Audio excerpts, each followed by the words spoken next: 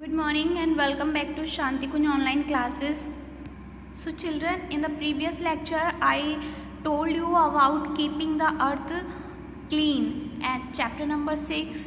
In this chapter we discussed about importance of environment, how have we damaged our environment. So today we continue the chapter keeping the earth clean and let's start. Okay, addition of harmful substances to the environment is called pollution.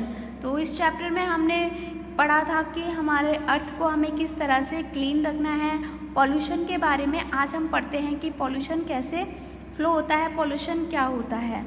जो harmful substances होते हैं हमारे environment में वो pollution कहलाते हैं.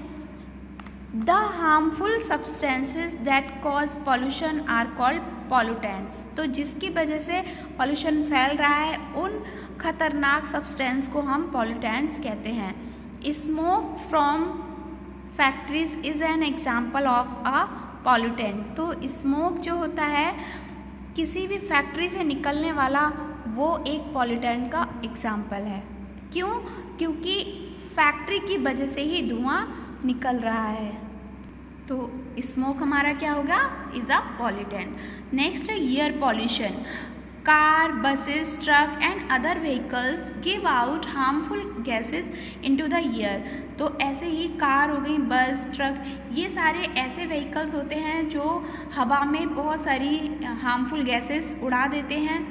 These happens when the petrol and diesel they run on once. तो जब ये कैसे निकलता है, जब आप पेट्रोल या फिर डीजल को अपनी व्हीकल्स में चलाते हो तो वो जब रन करता है तो उसकी वजह से वो डिफ्यूज होकर या जल कर धुआं में कन्वर्ट कर देगा या गैसेस में कन्वर्ट कर देगा.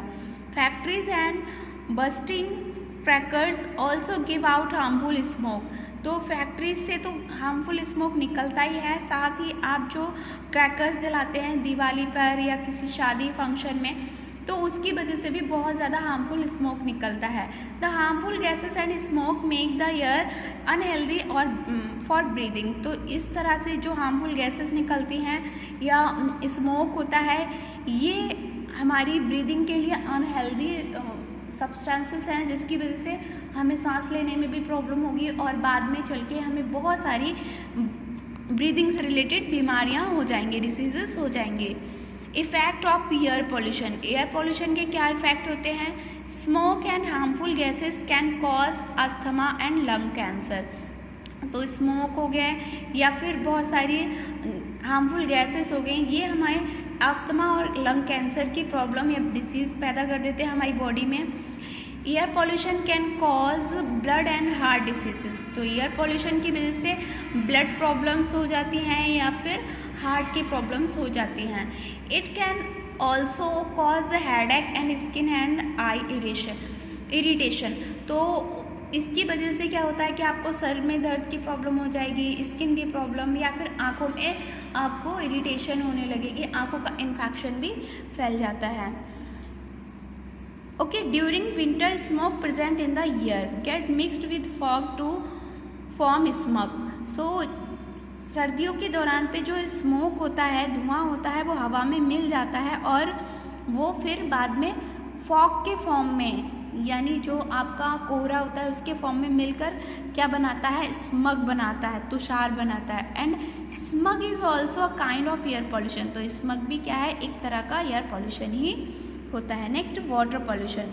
Dirty water from homes and factories goes into drains. तो जो गंदा पानी होता है घरों से निकलने वाला या फैक्ट्रियों से निकलने वाला उसको हम कहाँ से नदियों वगैरह में ड्रेन कर देते हैं. This water contain soap, detergent and chemical. और इस वाटर में साबुन होता है, डिटर्जेंट होता है, बहुत सारे केमिकल्स भी मिले होते हैं. The drain release this dirty water into various water bodies such as river, lake और सीज. और फिर एंड पॉल्यूट देम. फिर क्या होता है? ये जो गंदा पानी होता है इसको नदियों में बहा दिया जाता है, नदियों से झीलों में, समुद्रों में पहुंच जाता है और फिर ये उनको भी पॉल्यूट कर देता है, उनको भी प्रदूषित कर देता है.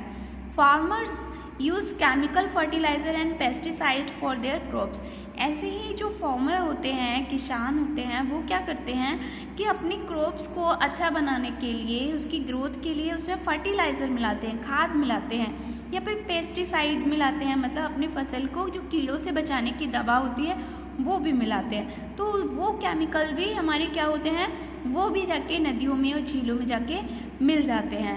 When it rains a large amount of these fertilizer and pesticide flow into nearby water bodies and pollute the water। फिर क्या होगा, जब बारिश हो जाती है तो अब ये केमिकल्स हैं, ये सब बहकर वही आसपास की जो नदियाँ होती हैं उनमें जाके मिल जाते हैं। इफेक्ट ऑफ वाटर पॉल्यूशन, इनके क्या इफेक्ट होते हैं बच्चों? Many harmful germs grow in polluted water, कि आपका जो भी पानी आपने इकट्ठा कर रखा है, तो अगर आपने उसको साफ़ सफाई नहीं रखी वहाँ पे, तो बहुत सारे जर्म्स वहाँ पे हो जाएंगे। They cause disease such as typhoid, diarrhoea and dysentery. तो होता क्या है कि जब इतने सारे जर्म्स उसमें हो जाएंगे तो इसकी वजह से बीमारियाँ भी हो जाएंगी, टाइफाइड, डायरिया या डाइसेंट्री जैसी बीमारियाँ होने लगती हैं। The harmful chemical in a polluted water are taken in by the plants and water animals। तो जो हार्मफुल केमिकल्स होते हैं वो जब पानी में मिल जाते हैं तो उसको भी आके पॉल्यूटेड कर देते हैं, और फिर जब वो ही पानी प्लांट्स में या एनिमल्स कोई पीता है तो उसको भी वो हार्मफुल बना देते हैं। When we eat this animal or plant, the chemical enter our body and make us sick। और फिर जब हम वही प्लांट की सब्जी के फॉर्म में खा लेते हैं या फिर एनिमल्स को खा लेते हैं, तो फिर वो जो केमिकल्स से हमारी बॉडी में एंटर कर जाते हैं और हमको बीमार बना देते हैं। If we drink polluted water we may fall sick. अगर हमने पॉल्यूटेड वाटर पिया तो हम बीमार भी हो सकते हैं। ओके चिल्ड्रन, तो अब आपको होमवर्क में फिलअप्स करने हैं और टिक द करेक्ट ऑप्शन करने हैं। फिलअप्स में देखो, टिक द करेक्ट तो पिछली क्लास में भी बताए थे मैंने। फिलअप्स में फर्स्ट में आपको एनवायरनमेंट लिखना है, सेकंड में फॉरेस्ट, थर्ड में स्मोक, फोर्थ में रूट, फिफ्थ में ब्लड एंड हार्ट डिसीजेस। ठीक है, नेक्स्ट क्लास में हम आगे का चैप्टर कंटिन्यू करेंगे। सो मिलते हैं नेक्स्ट वीडियो में। Till then bye bye, take care.